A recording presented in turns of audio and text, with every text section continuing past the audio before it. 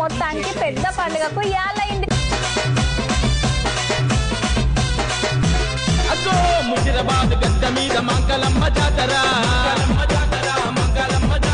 తీను మారాడుకుండు తిలక్ యాదవన్నరా. ముషిరాబాద్ గడ్డ మీద మంగళమ్మ జాతర, తీను మారాడుకుండు తిలక్ యాదవన్నరా.